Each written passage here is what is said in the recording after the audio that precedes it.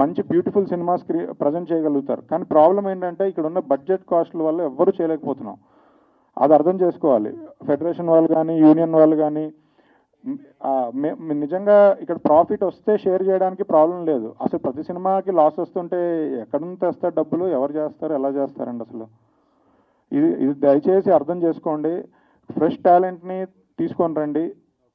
Fresh టాలెంట్ని మీరు రాణిస్తే చాలామంది ఉన్నారు. మొన్న రీసెంట్గా ట్వీట్స్ వేశారు, మన ప్రొడ్యూసర్ కౌన్సిల్ మీటింగ్ అయిన తర్వాత కొత్త వాళ్ళతో చేస్తాము అని. మీరే చూడండి, ఇన్స్టాగ్రామ్లో, సోషల్ మీడియాలో, ట్విట్టర్లో కింద ఎలా అప్లై చేయాలి, ఎలా రావాలి, వస్తే రాణిస్తారా, నన్ను ఇంత డబ్బులు డిమాండ్ చేశారా అని కింద కామెంట్స్ ఒక రేంజ్లో ఉన్నాయి. తర్వాత అసలు ఫ్రెష్ టాలెంట్ వస్తేనే కదా కొత్తగా చెప్పగలుగుతారు. ఇప్పుడు నిజంగా ఒక డిఓపి వస్తున్నారు, తను ఎవరో నన్ను రీసెంట్గా అప్రోచ్ అయ్యారు. అతను లాస్ట్ 2-3 మూవీస్ నుంచి చేజ్ చేస్తున్నారు, నాకు చేయాలని ఉంది అని.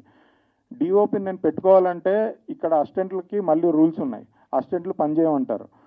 దాని తర్వాత లైట్ మ్యాన్లు దగ్గర నుంచి కూడా అదే ప్రాబ్లం, ఇంతమంది ఉంటే కానీ మేము రామంటారు. సో లేదు, ఇదంతా పక్కన పెడితే వాళ్ళకు యూనియన్లు ఉంటాయి, ఆ యూనియన్లో వాళ్ళు మెంబర్ అవుతూనే పనిచేయాలి అంటారు. అంటే ఇంకా అసలు కొత్తగా ఎవరు రాలేరు. ఇక్కడ ఉన్న డిఓపీలతోనే చేయాలి మనం.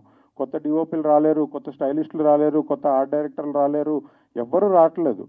సో ఇది అర్థం చేసుకొని పాత పద్ధతులు మార్చి కొత్త రూల్స్ రాసి అందరికీ అవకాశం కల్పించాలని మేము కోరుకుంటున్నాం. అప్పుడే మంచి మంచి కథలు వస్తాయి, మంచి సినిమాలు తీయగలుగుతాం, మంచి సినిమాలు థియేటర్లో ఆడతాయి, లేదా ఓటీటీలో చూసినా ఎక్కడ చూసినా మంచి సినిమాలు ఆదరించాలి అంటే ముందు మంచి సినిమాలు తీయాలి. అది అర్థం చేసుకోండి.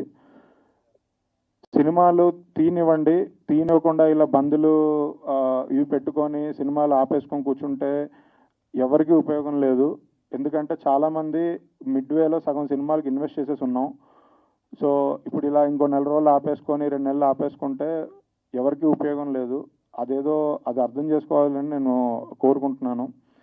నేను ఎవరిని తగ్గించి కానీ తక్కువ చేసి కానీ మాట్లాడట్లేదు. కానీ మీరు కూడా అర్థం చేసుకోవాల్సింది ఏంటంటే, ఇప్పుడు ఎవరైతే పెద్దలు మాట్లాడుతున్నారో యూనియన్ల తరఫున, వాళ్ళు అర్థం చేసుకోవాల్సింది మన అందరికీ అక్కడ ఫుడ్ దొరకాలి.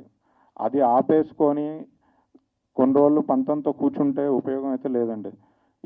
ఏమీ జరగదు. మీరు కొంచెం అర్థం చేసుకొని అందరికీ మంచి భవిష్యత్తు ఉండేలాగా చూడాలని కోరుకుంటున్నాను.